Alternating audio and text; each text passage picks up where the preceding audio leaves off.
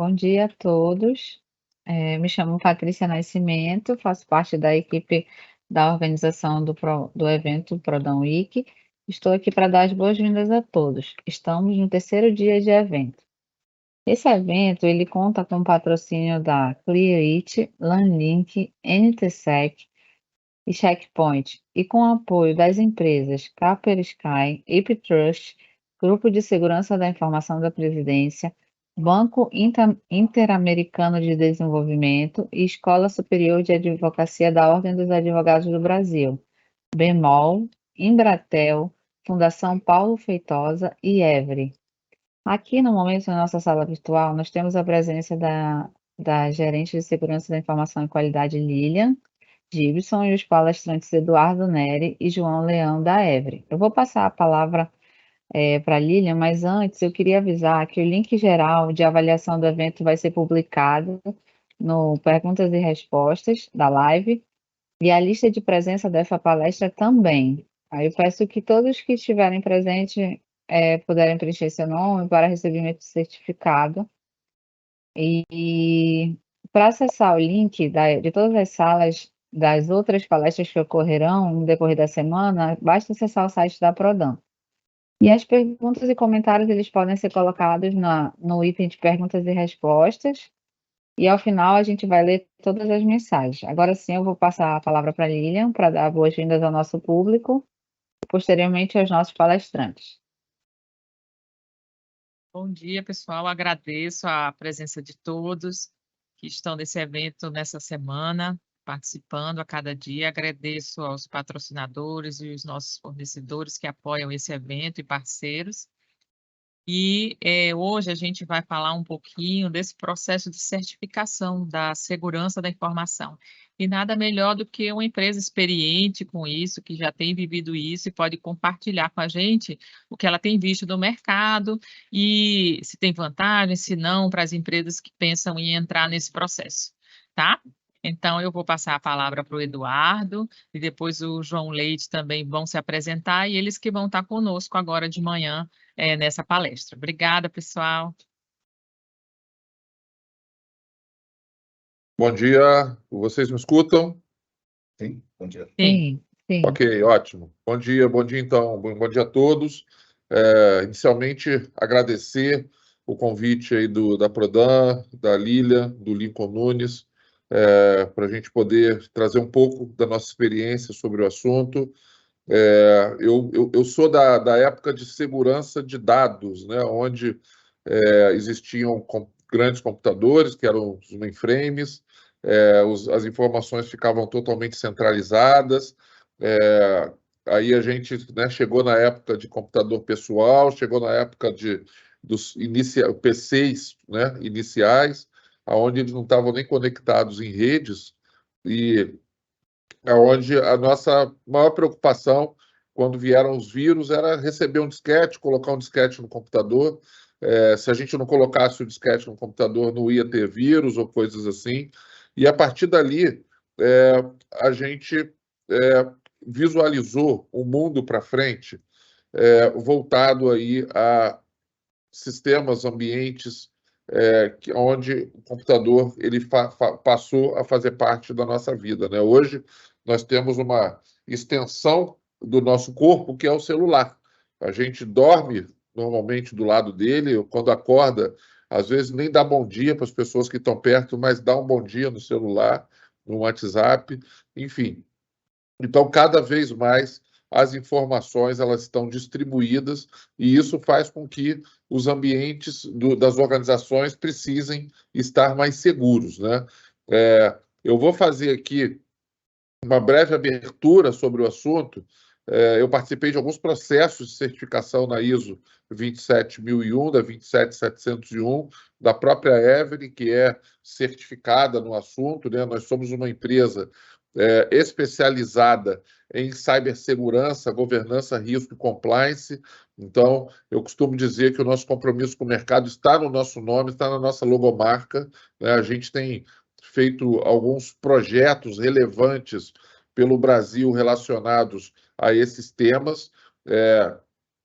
como eu falei, a gente certificou na ISO 27001 inicialmente e depois na 27701, mas desde o início da empresa, eu lembro que quando a empresa era só eu, mais uma pessoa, eu já me preocupei em gerar procedimentos internos que gerassem uma segurança maior para o ambiente quando a empresa crescesse, né? Então, isso aí foi um conceito que a gente adotou desde o início da empresa. Mas vamos lá, eu vou falar um pouco sobre as questões relacionadas à segurança da informação, à privacidade, algumas certificações, como é que está esse mundo, né, hoje. Então, e em seguida passar para o João Leão, né? Hoje, nesse mundo digital que a gente vive, às vezes a gente não percebe os momentos que a gente clica em algumas coisas, que a gente acessa uma página, que a gente acessa um QR Code. Acredito que boa parte das pessoas, quando viram esse QR Code aí, clicou, né? E é assim mesmo, né? Isso aqui, na verdade, foi uma pegadinha, e eu costumo fazer isso em apresentações, e mais de 50% das pessoas acessam o QR Code.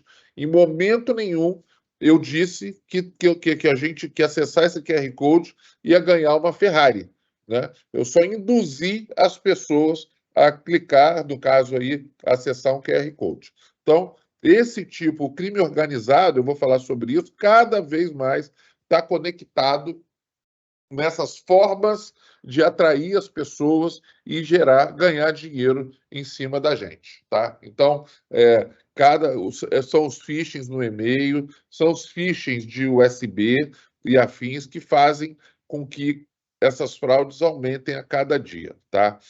Hoje, a gente não consegue conviver sem as aplicações que a gente tem no nosso celular, né? Então, as pessoas que utilizam o equipamento de forma que abra oportunidades para os fraudadores, pode ter os seus sistemas das empresas que a pessoa trabalha acessados, pode ter o WhatsApp acessado. Eu já vou dar uma dica aqui: duplo fator de autenticação, pessoal, duplo fator de autenticação. Usem em todos os serviços que vocês têm. Nós, no WhatsApp, no Twitter, no Instagram, hoje, esses serviços, as redes sociais que a gente acessa, possuem aí realmente essa forma de autenticação. Nós tivemos, essa semana, eu ia colocar até o áudio nessa apresentação, mas eu achei que poderia ter alguma questão política, não coloquei, mas o Twitter da primeira-dama do nosso país foi invadido, né? E quem invadiu postou ofensas, postou áudios, postou textos extremamente agressivos, né? E desafiando a Polícia Federal. Ou seja, essa turma, eles fazem isso aí foi para talvez alguém que não está envolvido mais no crime organizado, é um garoto bom aí de acessos de ambientes de forma indevida, mas se ele tivesse num grupo organizado, ele não estaria fazendo isso, porque o foco dessa turma é dinheiro, não é mostrar lá que acessou uma rede social da primeira-dama. Mas vamos lá. A Every, como eu falei, ela é certificada na ISO 27001 e na ISO 27701.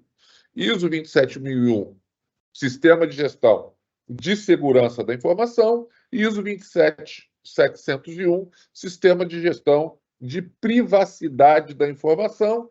Aqui no Brasil, a gente pode colocar como referência a LGPD, que é a principal lei relacionada à privacidade. Então, são certificações extremamente importantes para as empresas, tá? Uma coisa importante, relevante nisso também. As empresas se certificam E pessoas, independente das empresas, se certificam também nas normas. Existem algumas certificações que são referências de mercado. Opa! Espera aí que foi demais aqui.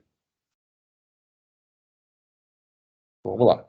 Então, existem algumas certificações que são referências de mercado. Acho que invadiram meu computador aqui, pô. Quando eu passo para o próximo, ele já pula. Vou tentar de outra forma aqui. Ele já está passando rápido. Então, vamos lá.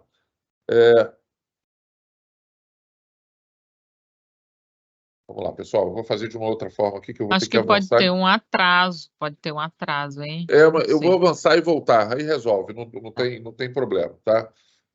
Então, se está aqui duas empresas certificadas na ISO 27001 que eu participei desse processo, tá? Eu participei do SERPRO da primeira certificação na 27701 há 15 anos atrás. Hoje, o SERPRO ampliou a certificação para o 27701. A certificação inicial foi no ambiente de certificação digital, tá? O SERPRO, quando lançou o serviço de certificação digital, ele certificou inicialmente na BS 7799, vou falar sobre isso, e depois na 27001 e 27701. E o STJ, Superior Tribunal de Justiça, eles certificaram também, há 13 anos atrás, foi o primeiro Tribunal de Justiça das Américas a certificar na ISO 27001, tá? O ambiente foi o Centro de Processamento de Dados. Essa questão do escopo é importantíssima, tá? Ou seja, não é a empresa toda que é certificada. As normas ISO, elas certificam escopos. Então, um exemplo, ISO 9001, que todo mundo, né, ouve falar o tempo todo.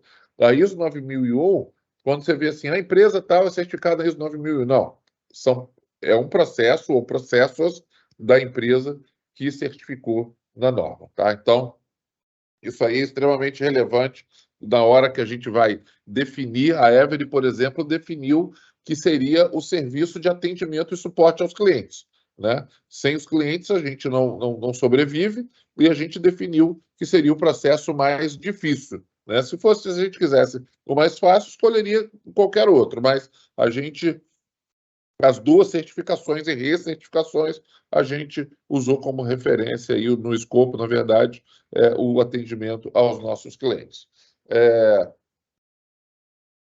Vamos lá. Primeiro, em relação aí a... Pessoal, tá? Isso aqui é minha configuração, peço desculpa. Mas vamos lá. Em relação à nossa certificação, isso aí são fotos da nossa comemoração, né? E isso é sempre importante, ou seja, envolver as pessoas, deixar as pessoas envolvidas e parte do processo, né? Porque não aparece todo mundo aí, mas essa festa aí tem mais de 50 pessoas, onde a gente fez camisas para todo mundo. A pessoa que liderou esse processo, que é a nossa gerente de entrega, de delivery, a Carol, ela é vascaína, abençoada, inteligente, né? E a gente fez até uma camisa especial para ela em relação com a nossa marca da certificação. Então, esse tipo de coisa de envolvimento das pessoas é super importante. Vamos lá. Em relação à Prodan, eu identifiquei aí que a Prodan tem feito outros eventos de cibersegurança. Esse aí é um exemplo do evento de 2020, onde a Lilian participou aí do primeiro painel da abertura, né? E isso quer dizer o quê? Que tem o apoio da alta direção. E sem o apoio da alta direção, você fazer um processo de certificação em qualquer que seja da ISO, praticamente é uma coisa que pode acontecer, mas é mais difícil de acontecer, porque esses processos eles são necessários a participação de toda a empresa ou, na verdade, de quem estiver envolvido naquele processo, né? Naquele escopo, né? Então, vamos lá. A nossa certificação, como eu falei anteriormente, para você certificar a ISO 27701, que é a privacidade da informação, é necessário certificar antes na 27001. Sobre o escopo, tem alguns requisitos que são necessários, né, para a gente definir o escopo, definir a questão do processo, qual vai ser o ambiente físico envolvido, ou seja, se a empresa tiver 3 filiais, nas 3 filiais é na sede, ou é só na filial, ou é na sede em uma filial, então a própria norma já determina essas questões. Vamos lá.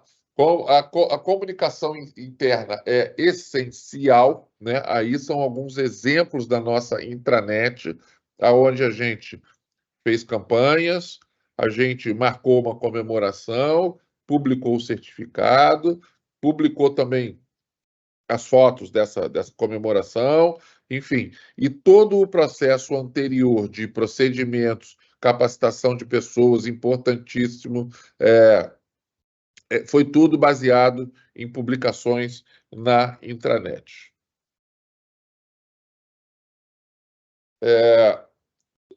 Essas imagens aí eu tirei eu fui no Google, digitei Every 27001 e tal.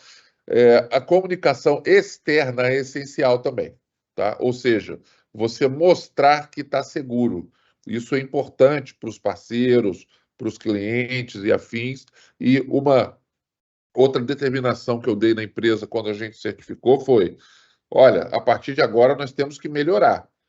E nós não podemos perder esse selo. Se a gente perder o selo, era melhor não ter tido. Então, cada vez mais os processos de segurança, quando você vai aprimorando e passando pelas auditorias internas e externas, a nota, vamos dizer assim, de segurança, ela tem que ir amadurecendo, ser maior, né? Então, a gente, nosso material, a gente hoje publica sempre a nossa logomarca, junto com a GPTW, Melhores Empresas para Trabalhar, e junto com o nosso selo ISO. Como eu botei ali no início, cada vez mais, a gente está dependente do ambiente digital. E o WhatsApp a gente usa o tempo todo, né? Aquela pegadinha ali do início do QR Code, a gente recebe, com certeza todos que estão aqui já receberam algum tipo de assédio digital, vamos dizer assim, no WhatsApp, no SMS e afins, de forma que você comece a conversar com alguém, recebe um link, ou alguém te manda uma mensagem dizendo que é alguém da família pedindo dinheiro. Então, esses golpes estão aumentando de forma assustadora, tá? E quem lidera essas questões no nosso mundo é o crime organizado, né? Da mesma forma que tem acontecido, ontem tem saído toda hora na mídia sobre os furtos que tem tido em São Paulo, no Rio de Janeiro, né? Ontem mesmo, no Jornal Nacional, um garoto que tinha cometido um furto, roubou o celular de uma menina e fez uma live no Instagram dela. Andando de bicicleta, fez uma live no Instagram dela. Foi preso. Foi solto em seguida. E isso serve também para quem comete crime virtual digital, tá? Hoje, tem muito caso, a maioria dos casos, onde tem prisão relacionada a crimes virtuais, essas prisões, a pessoa fica um dia, 2 dias, enfim, e é solta, tá? Então, as leis hoje, elas são bastante permissivas em relação a esses crimes. O Brasil, ele se destaca em alguns quesitos que a gente vive no nosso dia a dia, né?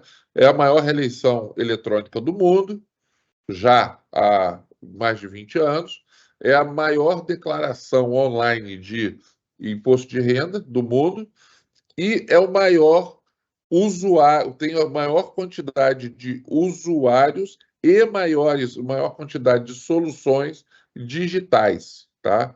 Então, os internet bankings no Brasil também se destacam, mas, porém, a questão de fraude continua acontecendo.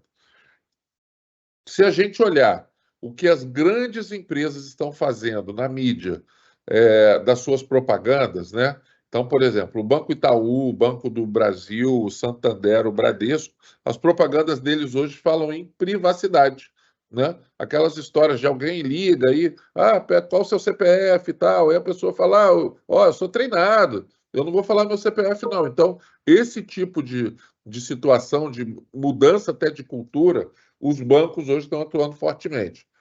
O WhatsApp, se a gente for na página do WhatsApp, eles estão comunicando o envio de mensagens privadas, ponto. É isso aí. Esse é o principal referência do WhatsApp.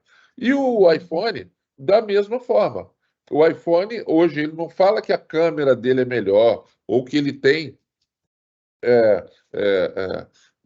outras funcionalidades. Não, é privacidade. Ele está falando de privacidade. As grandes empresas estão fazendo isso. Estádio de futebol, se a gente for lá ver a propaganda do WhatsApp, são símbolos do WhatsApp nas laterais e no meio está escrito privacidade. É assim que as grandes empresas têm se comunicado. Em relação a esse mundo de privacidade, o Brasil hoje ele está como adequado. Na Europa, essa questão ela está bastante forte com a GDPR, né, que é o regulamento da União Europeia de privacidade. Então, cada vez o mundo tem se preocupado com esse assunto. E alguns tipos de vazamentos de dados pessoais, né, no mundo, no Brasil. Eu vou agilizar aqui um pouco para passar a bola para o João. Mas a gente tem hoje um exemplo. Eu tenho ouvido de algumas pessoas do governo, assim, eu não preciso me adequar à LGPD porque o órgão público não tem sanção. Claro que tem. Eu vou mostrar e vou provar para vocês que tem. Ele pode ter bloqueio de dados pessoais, pode ter eliminação de dados pessoais, pode ter suspensão parcial do funcionamento do banco de dados, a suspensão do exercício da atividade de tratamento pessoais, entre outras. Aí eu vou mostrar que tem outras aqui que são mais graves e pega, inclusive, o CPF do gestor público. Nós tivemos um vazamento de dados do Auxílio Brasil no ano passado. Esse vazamento, ele foi de 3.700.000 CPFs. A União, a Caixa, a Dataprev e a NPD devem indenizar os cidadãos que tiveram dados pessoais vazados em 2022. 15 mil por cada vítima. Estou falando desse assunto, pessoal, não saí do tema, não. Eu estou falando de privacidade, que é um passo a seguir da 27.001, que é a segurança da informação, e a 27.701 é exatamente dentro desse tema de privacidade. Então, estipulou-se aí uma multa à justiça de 15 mil por dado vazado, vamos dizer assim. Se a gente multiplicar 3.700.000 CPF vezes 15 mil reais, dá 56 bilhões, que significa hoje 30% do orçamento da saúde no Brasil. O próprio site Sigilo, que foi quem entrou com essa ação, está hoje permitindo, colocou à disposição lá que quem quiser, tiver os 15 mil para receber, entra lá e vê se tem. Óbvio, ainda está na justiça, ainda está sendo julgado, ainda vai passar por outras instâncias, mas ele está prestando esse serviço. O Ministério Público elevou essa multa de 15 mil para 30 mil reais no caso de vazamento de dados da Serasa, por CPF vazado. Tá? E agora, aconteceu recentemente, em outubro, no Ceará, que o Programa Estadual de Proteção e Defesa do Consumidor, o DECOM, e o Ministério Público, multou farmácias num valor total de 659 mil reais por descumprimento da LGPD. Tá? Notem uma coisa, essas multas aí não estão dentro daqueles limites da lei, não. São totalmente independentes. O Ministério Público, o Tribunal de Justiça, totalmente independentes. Então, pessoal, a minha ideia era trazer para vocês um pouco dessa experiência, um pouco do que o mundo tem olhado para a segurança da informação, para a privacidade, tá? Super importante, e finalizar parabenizando a Prodan, né, pelo processo Acabou que eu pulei um slide aqui sem querer, mas é só conceitualmente, só voltar um pouco, conceitualmente, né?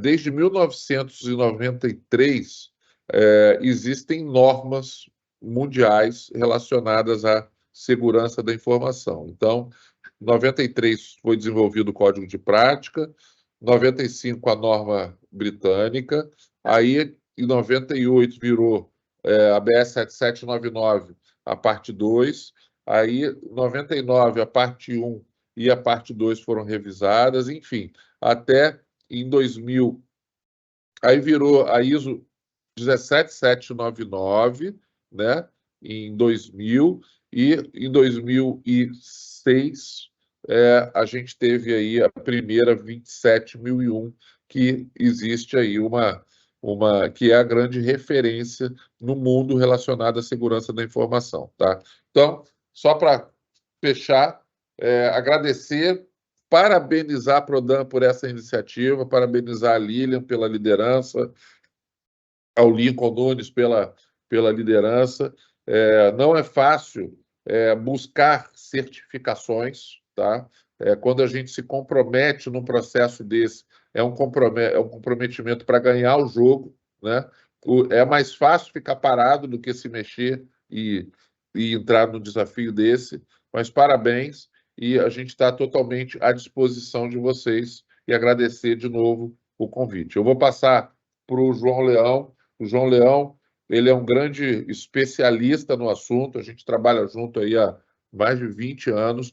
O João, ele é um estudioso, ele acabou de certificar no DRI, que é a certificação mais relevante do mundo em continuidade de negócios, tá? Que tem pedaços de continuidade de negócio nas normas, né, João? Então, passar para você e ficar à disposição de todos. Perfeito, Obrigada, obrigado. Eduardo. Bom, posso dar início? Obrigada. Só precisa Sim. colocar a sua apresentação. Perfeito. Bom, só vou Olha, transmutar aqui. Tudo bem? Todos bem? Sim, agora sim. sim, Perfeito, ótimo, excelente. Bom, antes de mais nada, agradecer, né, o tempo de todos, né, a oportunidade, o convite da Prodan, e indicar, né, que é só uma continuidade tudo que o Eduardo já falou. Bom, aqui a ideia não é falar sobre mim, né, mas falar sobre segurança, falar sobre o porquê das normas e daquilo que a gente tem buscado, né, com o ganho já da acabei de certificação. fazer. Oi, tudo bem? É porque eu não tô- Desculpa. Perfeito, não, sem problema. Bom, então, assim, num breve resumo, eu acho que eu já tive a oportunidade, o grande prazer de participar de grandes projetos aqui no Brasil, e já trabalhei com Copa do Mundo, com estabelecimento do Centro de Defesa de Defesa Cibernética do Exército Brasileiro. Hoje já é um comando, né, do Ministério da Defesa. Trabalhei com o SISU, com o ENEM, que são grandes processos, são os processos gigantescos, né, que envolvem 500 mil pessoas, literalmente, né, não é força de linguagem, são 500 mil pessoas envolvidas no processo, e às vezes o vazamento de uma única questão, de uma prova, pode invalidar todo esse processo. Então, ali eu consegui aprender muita coisa com essa percepção de que, às vezes, é buscar o mínimo, né, mas a partir de uma visão maior. Eu tenho pouco tempo para fazer tudo isso, eu tenho cerca de 30 minutos, eu vou tentar fazer em menos, mas o que a gente precisa entender, antes de a gente falar de normas, antes de falar de padrões, a gente precisa entender qual é o estado atual da segurança e da privacidade. É basicamente isso. Eu costumo dizer que a gente sofre da síndrome de Pac-Man. Por quê? A gente está sempre correndo de ameaças e atacantes. Ou seja, a gente está sempre um passo atrás. E isso é verdade até nas maiores instituições que a gente tem no mundo. Se a gente for procurar, NSA, ela sofre com isso. Ela está sempre atrás. A gente precisa fazer com que esse jogo seja um pouco mais equilibrado. A gente sabe, né, e eu acho que o Eduardo deixou isso muito bem claro na introdução que ele fez, que talvez o ponto central, né, seja equilibrar o conhecimento que a gente tem junto ao conhecimento que o atacante tem. A gente não tem, por exemplo, talvez isso possa ser modificado daqui para frente, dentro da Política Nacional de Segurança Cibernética, que é o ensino da segurança cibernética, da segurança da informação, segurança e privacidade de dados, a partir de matérias obrigatórias nas escolas. Então, isso é importante para que a gente consiga equilibrar isso e talvez inverter esse jogo. Mas a gente precisa entender também que dentro desse estado atual da segurança e privacidade, como bem o Eduardo já colocou, a gente tem inúmeros pontos aqui, né, de ameaças digitais. Hoje, talvez, aquilo que seja mais preocupante, talvez pelo seu potencial de impacto, né, em pessoas, sejam os vazamentos de dados. Hoje, você consegue fazer muita coisa com os dados digitais. Antes, eu precisava da cédula de identidade para poder fazer uma fraude junto ao banco. Hoje, eu não preciso disso. Hoje, a identidade, a carteira de trabalho, a carteira de motorista, tudo isso é digital. E ela, às vezes, é compartilhada de forma indiscriminada pela gente, né? Por exemplo, hoje tem uma facilidade dentro do aplicativo da carteira de trânsito digital, que é a exportação, né, da carteira. Então, ela vai dentro de um PDF autenticado, né, com certificado digital. Então, depende muito da gente também poder fazer alguma coisa. E isso eu vou explicar daqui a pouco. Eu vou tentar ir direto ao assunto, porque a gente tem pouco tempo, eu gostaria de deixar um tempinho para a gente poder discutir isso, caso seja relevante, ou caso alguém tenha algum tipo de pergunta. Mas talvez o fato mais relevante, além, né, dos dados vazados, expostos, o que a gente tem aqui são as violações causadas por ações humanas. 95% das violações que a gente tem identificado dentro das análises de incidentes, que é um dos trabalhos que a Every faz, a gente é contratado para situações de crise, e esse ano, por exemplo, a gente já teve mais de 6 ou 7 incidentes de grande proporção, e a gente pôde atuar junto, seja no gerenciamento de crises, seja na recuperação, seja no estabelecimento de novos processos, mas você vê que é importante que a gente tenha aquilo que eu falei agora há pouco. Eu tenho que ter pessoas preparadas para isso. Bom, ainda falando sobre a questão de violações de dados, a gente tem visto esse número crescendo cada vez mais. E por quê? A gente não tinha uma estrutura de dados preparada e adequada a essa necessidade. A gente tem que entender que a segurança da informação é um grande guarda-chuva. A privacidade é só mais um item encaixado aqui embaixo. Ele tem, evidentemente, algumas características próprias, seja pela regulação, que é feita por meio de legislação, por meio de lei, né, nesse caso 1390, mas a gente tem entendido que é uma evolução natural de que a gente tenha os nossos sistemas não preparados e que devem ser adequados a essa nova realidade. Um exemplo que é muito claro quando a gente fala disso são relatórios emitidos pelos sistemas. A grande maioria dos relatórios que a gente vê funcionando ainda hoje tem informações em excesso. Tem informações que não são necessárias para determinadas atividades. E essas informações são exatamente as informações pessoais. Então, eu consigo fazer o mesmo que eu faço sem precisar ter acesso àquele conjunto inteiro que pode identificar única e exclusivamente um indivíduo.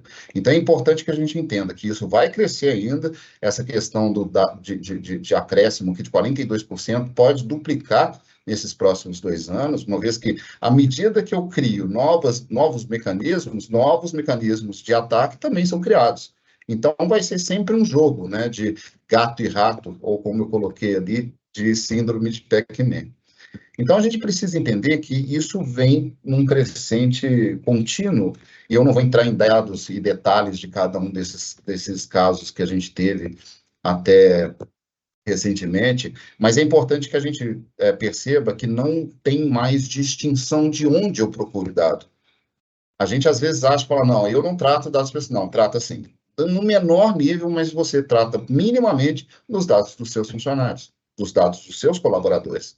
E esses são pessoais também. Pode ser que você seja operador de alguém, né, que controla esses dados, mas você também faz parte dessa cadeia de custódia que é necessário para a manutenção da privacidade dos dados. E aí a primeira grande proposição que eu faço aqui é que a gente olhe a privacidade dos dados a partir da ótica de segurança da informação. O conjunto dados pessoais é só mais um conjunto dentro daqueles que eu tenho já estabelecidos dentro da segurança da informação. E aí vem a grande pergunta, né? Como nos proteger? Bom, o estabelecimento de um processo que seja contínuo, que seja padronizado, que tenha seus resultados possíveis de serem comparados na linha do tempo, é essencial. Não adianta executar tarefas, por exemplo, como análise de vulnerabilidade. Não adianta fazer uma análise de vulnerabilidade agora em dezembro, e não realizar isso na forma de um processo. Então, o processo, né, ISO 27001, que é o processo de um sistema de gestão de segurança da informação, vem para exatamente trazer essa resposta, estruturar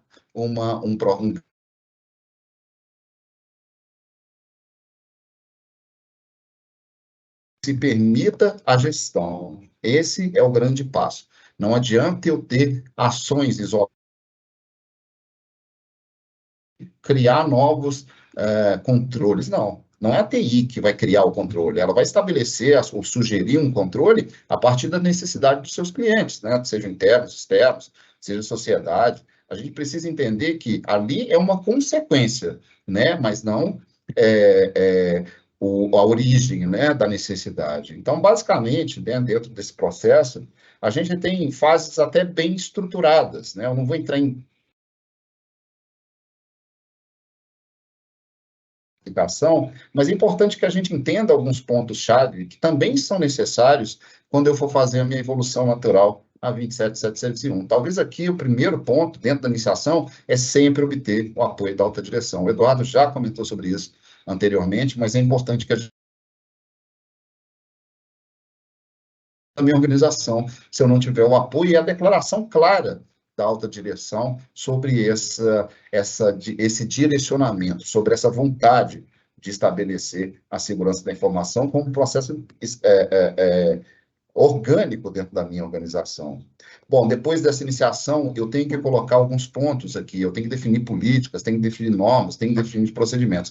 Mas, às vezes, é chato, né, da gente fazer isso, porque normatizar é chato. Normatizar, geralmente, tem a pecha, né, de ser algo restritivo. Mas a gente tem que entender e fazer com que os nossos usuários, e nós também como usuários, entendamos que isso é um ponto positivo e auxiliar na nossa proteção. Se eu não tiver uma norma, por exemplo, que estabeleça um conjunto mínimo de caracteres para uma senha, eu sei que eu vou estar vulnerável. E eu vou mostrar isso daqui a pouco em termos numéricos. Mas é importante que a gente estabeleça a regra do jogo. Eu não posso cobrar ninguém se eu não tenho uma regra prévia. Então, eu não posso chegar para alguém e falar, olha, não compartilhe seus dados, porque eu não quero. Não compartilhe seus dados, porque existe uma norma dentro da organização e ela sugere isso para o seu bem, para o bem da organização.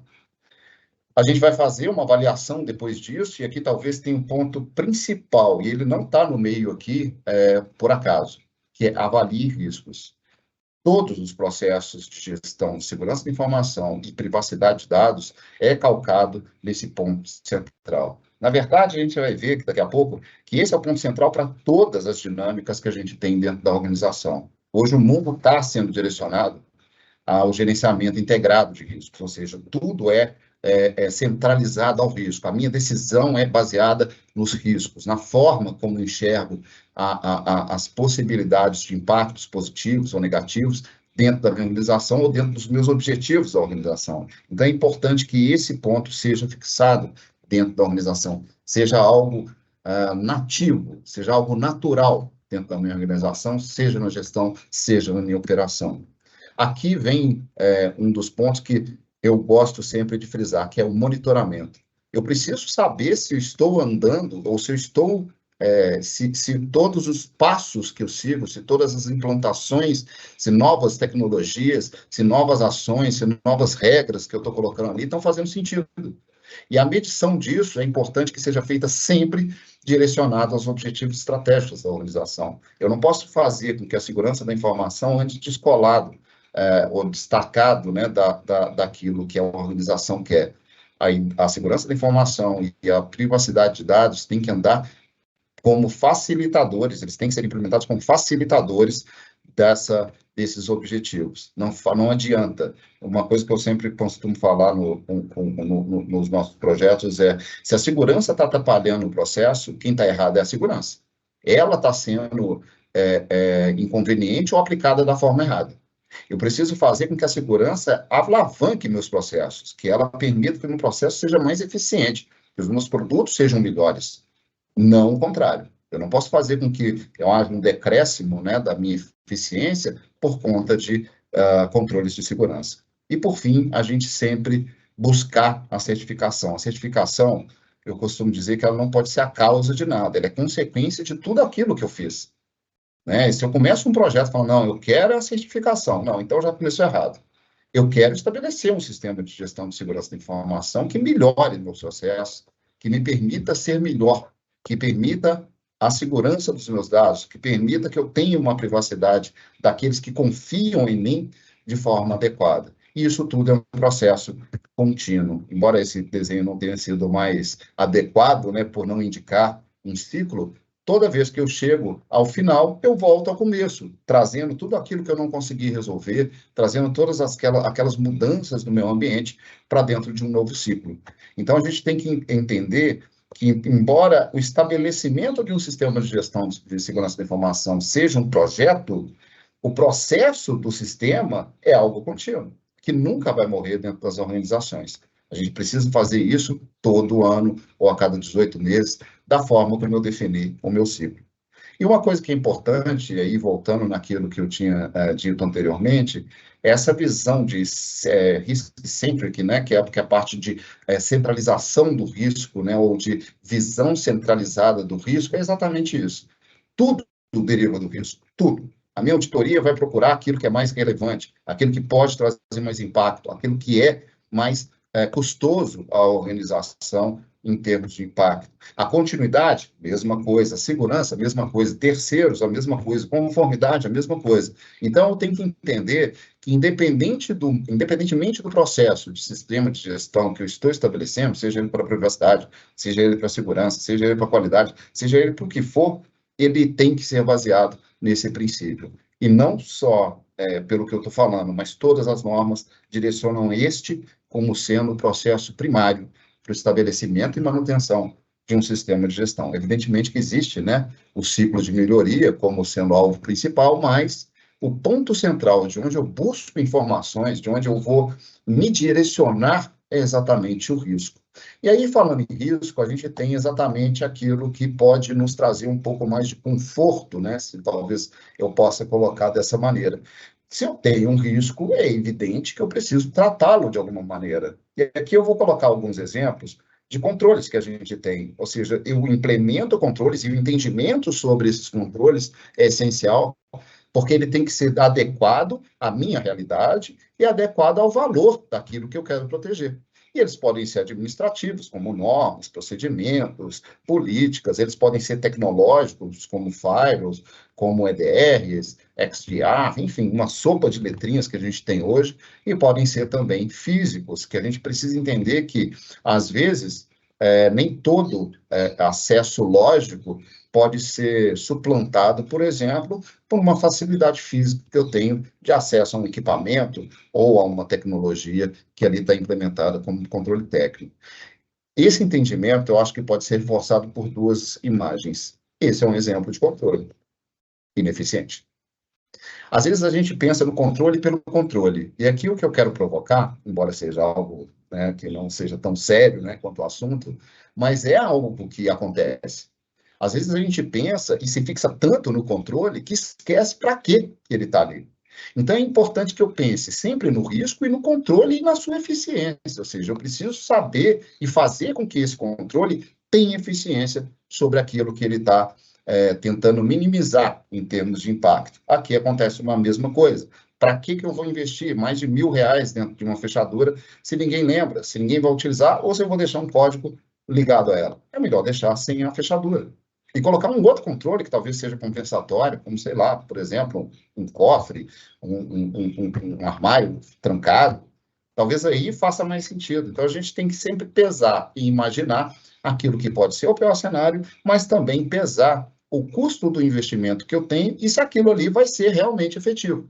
Então, não adianta nada criar controles ou criar políticas que vão ser vazias. Aqui no Brasil, a gente tem muito costume, né, de criar leis que não pegam. É basicamente isso que a gente tem que pensar. Por que elas não pegam? Porque elas não fazem sentido, ou porque saíram da cultura, né? Ou não tem mais conexão com a realidade. A gente tem que sempre manter isso. Então, toda vez que eu penso em controle de segurança, toda vez que eu penso em risco, eu tenho que pensar isso numa fotografia. Não adianta imaginar que um controle que eu coloquei há 10 anos atrás é ainda eficiente hoje. Eu preciso fazer a reavaliação disso. E por isso que a gente tem um ciclo de gestão de melhoria contínua. Esse aqui é um exemplo muito claro, né? A Hive, ela sempre faz esse estudo ano a ano, utilizando tecnologias até acessíveis ao público. E aqui a gente vê, né, por exemplo, as questões de número de caracteres e a sua complexidade. A gente vê que isso aqui é de 2022. Então, eu vou pegar um caso aqui, que é utilizando números, letras maiúsculas e minúsculas, com 11 caracteres.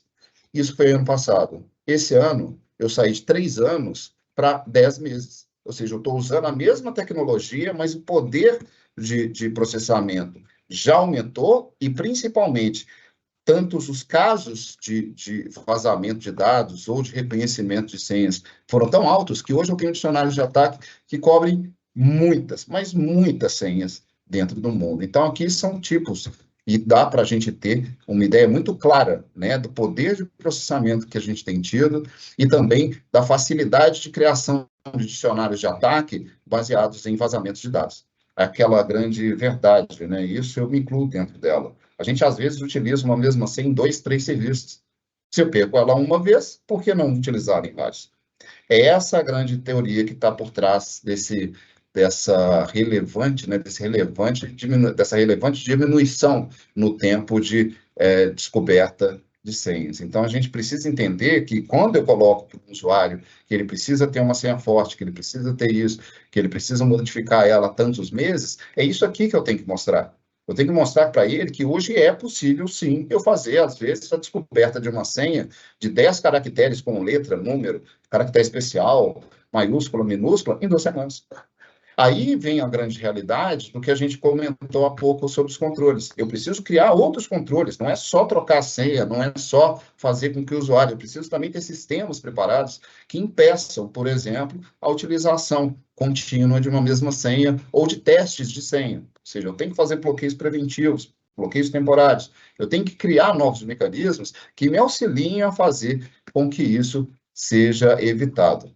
Pois bem, falando sobre a questão da construção de um ambiente seguro, olhando sobre todas essas óticas, esse também é um dos pontos que eu gosto sempre de mostrar nas minhas apresentações. Não adianta eu ter tudo aquilo de um lado, né? Eu tenho antivírus, tenho firewall, tenho encriptação, eu tenho tudo aquilo que eu tenho de controles tecnológicos, mas tenho um erro humano.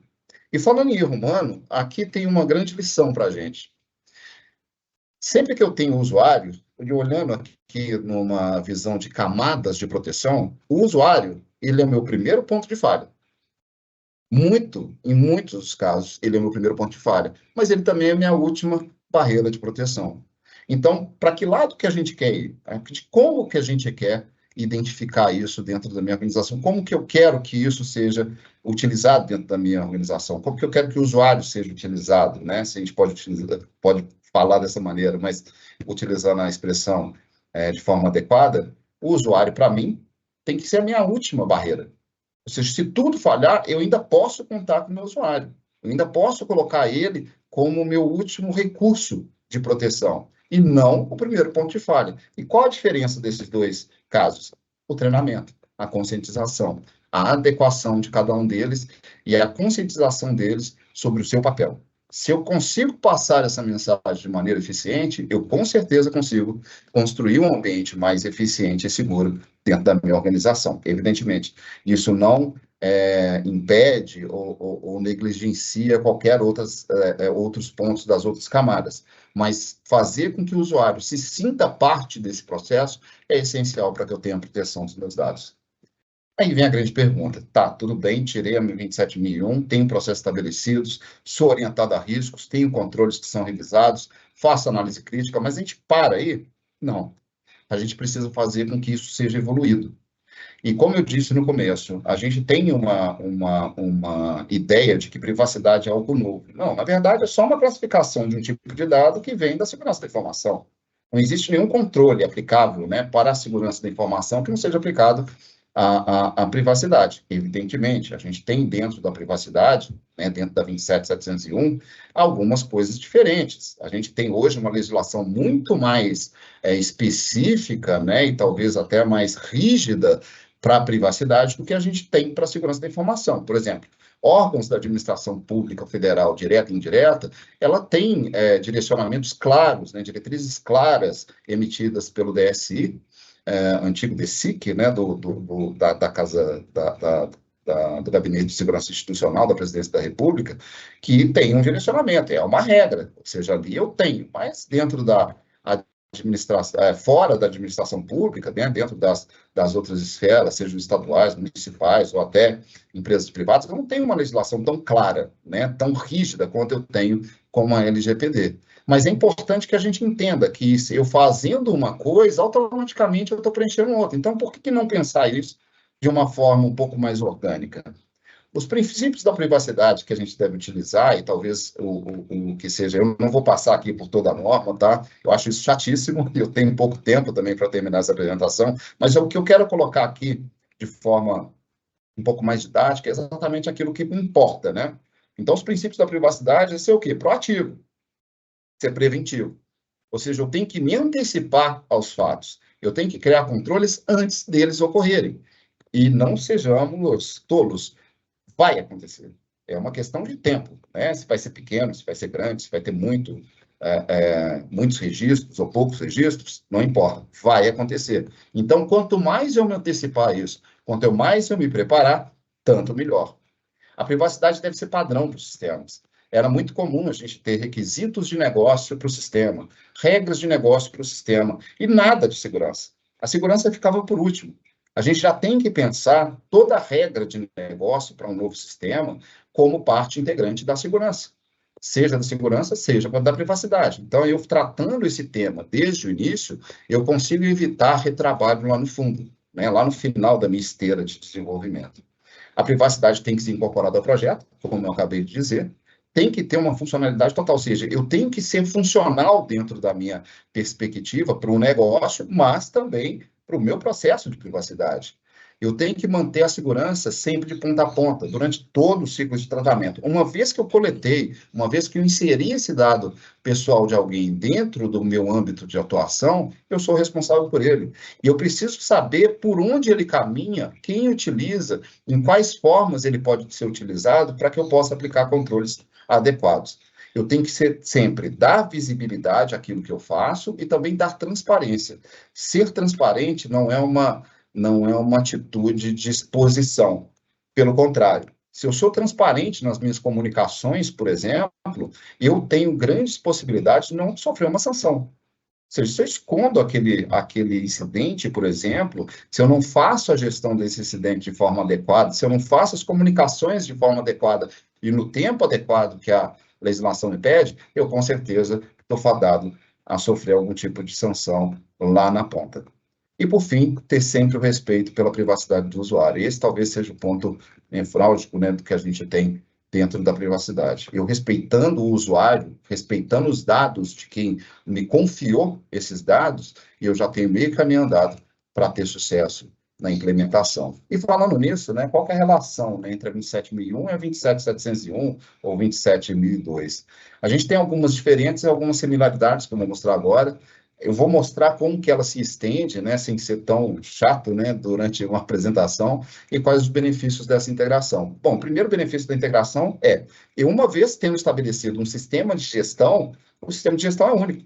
Eu não preciso fazer outro sistema de gestão, eu preciso readequar algumas questões que são novas dentro da 27701. Então, por isso que ela ou que ela tem como pré-requisito, né, eu não posso tirar uma 27701 sem ter tirado antes uma 27001, por quê? Porque todo o arcabouço, né, estruturante está ali dentro. E eu preciso só aumentar esse número de controles ou de requisitos a partir dessa nova visão. Então, o que a gente tem aqui dentro da relação, né, entre um e outro, isso aqui é retirado exatamente da 27701, é que existem muitas similaridades. Então, por exemplo, dentro da seção 5 de liderança, não tem nada específico para SGPI. No planejamento, sim. Por quê? Porque eu preciso identificar as minhas fontes de dados, eu preciso ter o meu data mapping, né, fazer o meu discovery de dados. Mas, tirando isso, a gente vê que a gente tem pouquíssima coisa. Então, tirando o contexto de organização e planejamento, os requisitos são os mesmos, para aquilo que é a base, né, de um sistema de gestão.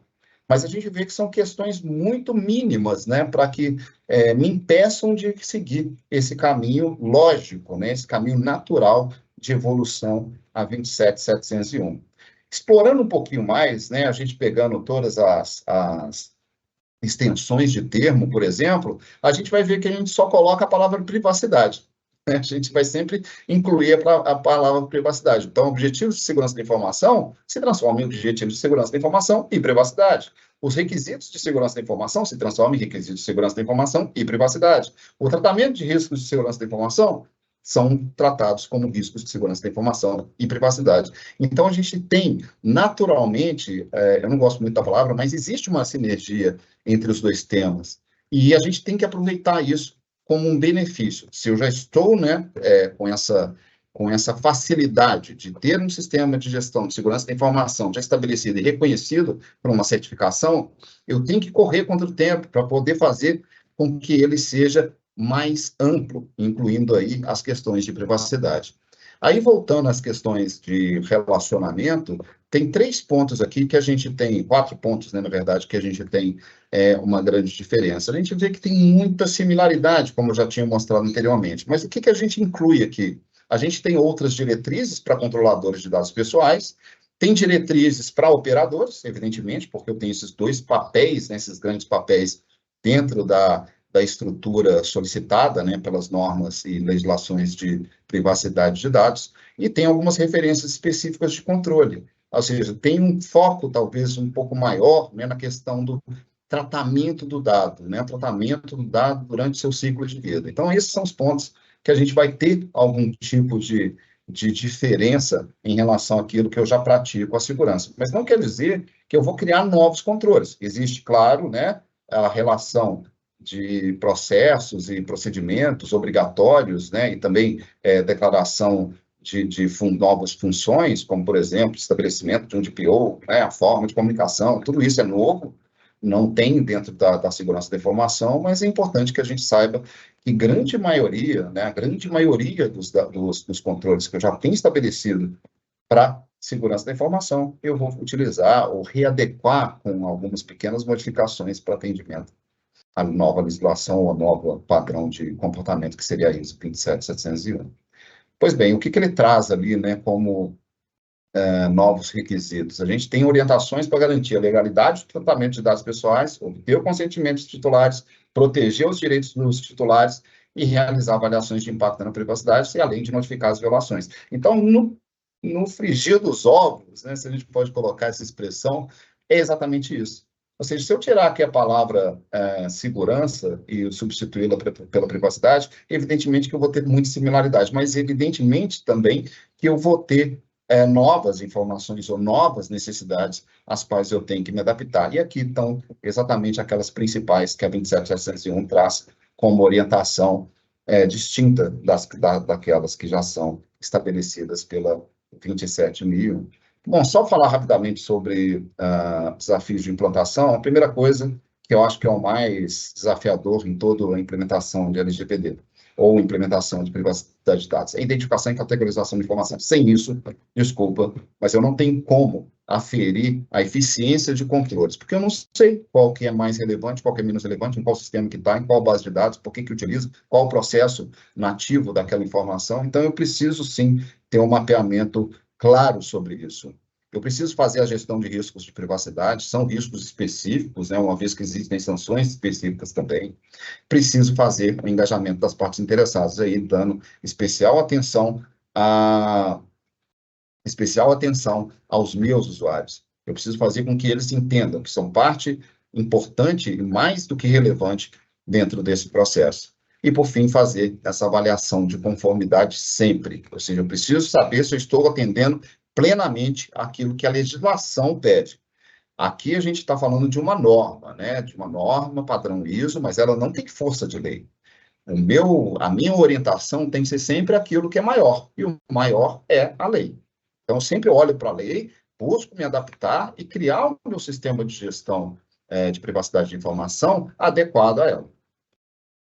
Bom, dos benefícios a gente sabe de números, né? Demonstrar conformidade, aumentar a confiança, né, de clientes, fornecedores, colaboradores, melhorar os processos internos, reduzir o risco de vazamento ou até de incidentes e obter um diferencial competitivo. Essa talvez seja a maior que a gente possua. É um selo de qualidade que realmente a gente obtém com a certificação, seja 27001, seja 27701.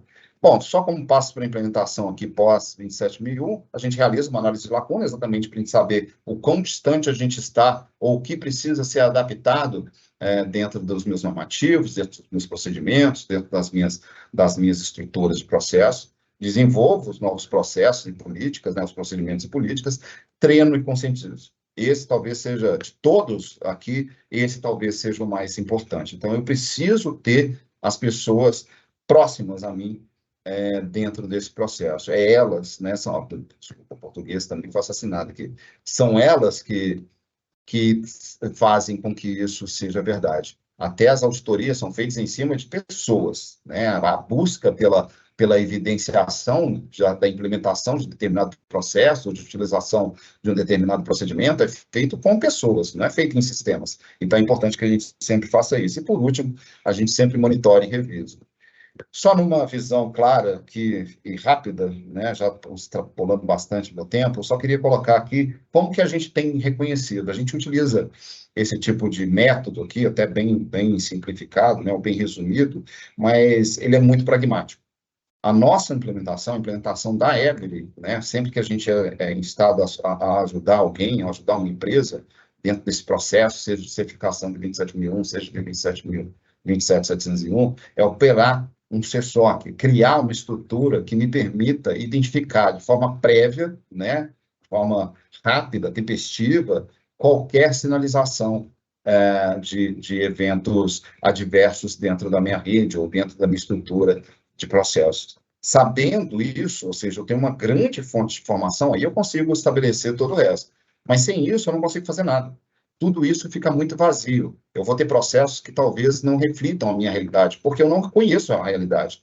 Então, detectar e executar, né, uma operação de CSOC, por exemplo, ou de uma operação de um centro de segurança, é essencial para que eu possa ter as melhores informações sobre como estou, como sou e como eu posso melhorar cada um daqueles controles que estão em voga e que precisam ser estabelecidos a partir dali. E a partir dali, evidentemente, é o reconhecimento e a melhoria.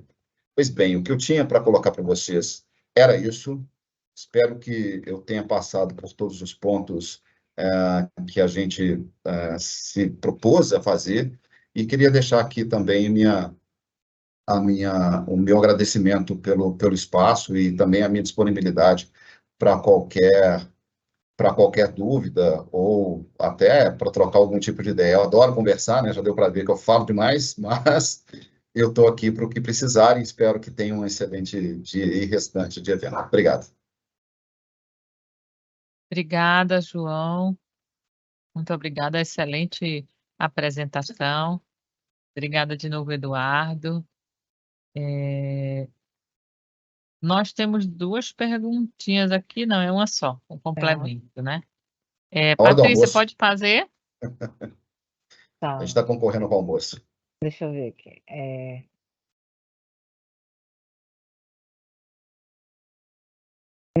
Eu acredito que seja um comentário, né? José Aparecida, né, Lilian? Talvez a grande dificuldade nos dias atuais seria exatamente fornecer ou não os dados. Mas quando você utiliza ou precisa de algum tipo de serviço, seja qual for, você cai na obrigação de informar dados pessoais. E quando isso ocorre, não temos a certeza de quem as recebe, se fará ou não bom uso. Dessa maneira, é difícil controlar, já que não conheço o controle do outro. Hoje estamos refém. Com base nisso, como controlar ou se proteger? Eu posso começar, Eduardo, só para... É porque essa aí eu tenho uma discussão, assim, A bola é sua. homérica. Eu tenho uma discussão homérica sobre isso. Que é o seguinte, na verdade, hoje, a gente não tem privacidade de dados. A gente está no primeiro passo da privacidade de dados, exatamente por isso. Você já tentou utilizar o Facebook sem aceitar o seu termo de uso? Você não vai conseguir usar. Ou seja, então, você não tem uma opção. É algo que está sendo evoluído. Infelizmente, não há muito o que se fazer. Você tem que fazer escolha, né? de acordo com aquilo que é realmente a sua necessidade, né? A gente não tem como buscar determinadas informações ainda agora, mas eu acredito que é uma evolução natural. Por exemplo, hoje no Brasil a gente não tem um direito ao esquecimento, embora esteja, né, numa discussão ali meio junta ali dentro da LGPD, alguns falam que está, alguns outros falam que não, mas não tem ela clara, como, por exemplo, a gente tem dentro da legislação europeia, que veio depois da GDPR. Ela não foi estabelecida com ela veio depois, ou seja, então, são questões que vão evoluir com o tempo, eu tenho certeza. Né? Exatamente por isso, né? Os próprios usuários, os próprios consumidores vão se capacitando, né? Vão tendo maior conhecimento sobre esse processo, e aí vão exigindo, né, que hajam modificações dentro da legislação, que hajam novos controles, e isso eu acho que acredito que vai ser natural. Só um complemento, João. Realmente a gente não tem essa cultura no Brasil, né?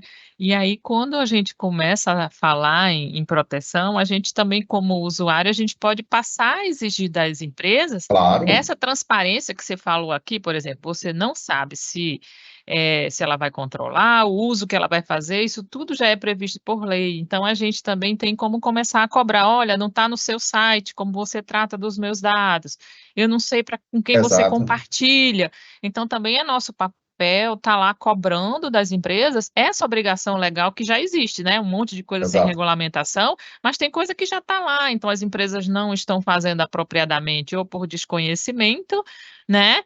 sim, Ou porque não estão ligando mesmo, digamos assim. Mas, assim, a gente pode, como cidadão, começar a cobrar e pensar nisso. Em vez da gente toda vez dar todo o dado sem nem questionar, porque normalmente pela nossa cultura a gente sai dando tudo. Dá, sim, pediu isso, pediu aquilo, eu não questiono. Vai usar para quê? Ah, não está no site, então me fale aqui, vai usar para quê? Então você começar a se questionar, eu acho que isso também é importante, essa exato. maturidade pessoal, né? Nós somos responsáveis pelos nossos dados, né? Ninguém, é aquele negócio, né? Ninguém está pedindo de graça, né? Ninguém vai, assim, eu coloco ali, ninguém está colocando uma arma na minha cabeça para colocar os meus dados pessoais ali. Então, eu preciso ter esse discernimento, assim, depende muito, né, das nossas atitudes. Nós somos responsáveis pelos nossos dados. Evidentemente, como você muito bem colocou, eu preciso agora fazer valer o meu direito, né? Então, se você está utilizando meu dado, eu quero saber. E entupir a caixa de todo mundo mesmo, falando, olha, cadê meus dados, onde que ele está sendo utilizado? É fazer com que isso funcione dentro das empresas. Se a gente não cobra, quem vai cobrar? A NPD? Ela vai fazer isso por amostragem. Ela não vai utilizar dados de todas as empresas, não, pelo menos no curto espaço de tempo. Mas toda vez que chega uma denúncia para ela, ela vai buscar. Então, ela precisa entrar na fila ali e a gente precisa fazer com que isso funcione. Mas muito bem colocado. E aí, no caso de João, só. serviço, não tem jeito, né? Tem serviço que a gente realmente precisa É, e legislação exige sim, também que a gente sim. preencha dados, agora a gente também cobra dos governos essa Exato, proteção, né? exato. Tem outra pergunta aqui, Patrícia. Temos. Vou Oi, só É, fazer Dudu. uma observação rapidinho sobre isso, sobre essa questão que vocês estavam tratando. Eu costumo, de vez em quando, relacionar o que eu tive de contato com CPF e CNPJs num dia, né? Isso aí dá, em média, 50 CPFs e 30 CNPJs. E às vezes a gente não percebe, né? Então, a gente, por exemplo, sai de casa, a portaria do nosso condomínio, de vários condomínios, já tem câmera, né? Em alguns, você tem câmera a partir de sair da sua porta de casa. Pega um Uber, faz o check-in no escritório, no prédio onde fica o escritório de um cliente, ou, enfim, na empresa, né? E no restaurante, onde a gente vai pagar uma conta, quando pega-se, por exemplo, um metrô ou um táxi, ou seja, o nosso dia a dia ele é repleto de relações com CPF e CNPJs. E muitas das vezes a gente não percebe que a gente fornece essas informações para quem você não sabe como lida com o dado pessoal, né? Então é só um alerta, né? E convido também as pessoas a fazerem esse tipo de reflexão. Pega um dia, vê ali desde o início do dia até o fim como é que foi em relação a contatos, né, com empresas e pessoas físicas. nós temos outra pergunta aqui do seu Adriano Leite. De forma pessoal, existe algum curso ou certificação quanto às ISOs? Tem vários. E tem para certificação você como auditor, você como implementador. Isso aí existem números no mercado. A gente já promoveu alguns cursos sobre isso, né, Eduardo? Em alguns clientes específicos. Então, sim, existem sim. Sim, existem cursos, existem certificações. Nós somos uma das empresas que dá esses treinamentos, e a gente reforça bastante internamente dos nossos colaboradores estarem certificados, né? Eu só, assim, um alerta, né? É importante que sempre que a gente busca uma certificação, essa certificação pode ser em vários níveis, né? Por exemplo, certificado na ISO 27001. Tem alguns treinamentos que em 15 minutos você entra no site, responde 7 perguntas e sai o certificado de lá. O que a gente sugere é que sempre busquem os principais, né? Os mais relevantes para o mercado. Então, uma referência hoje é que sim, realmente é uma referência em certificados na ISO 27001 e 27701. Ok, gente. Então, não temos mais perguntas.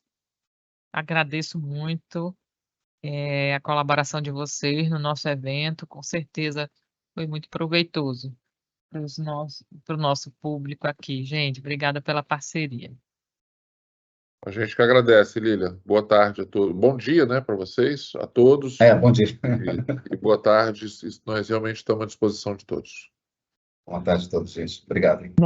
Boa tarde a todos. Eu informo que a lista de presença foi posta novamente no item de perguntas e respostas.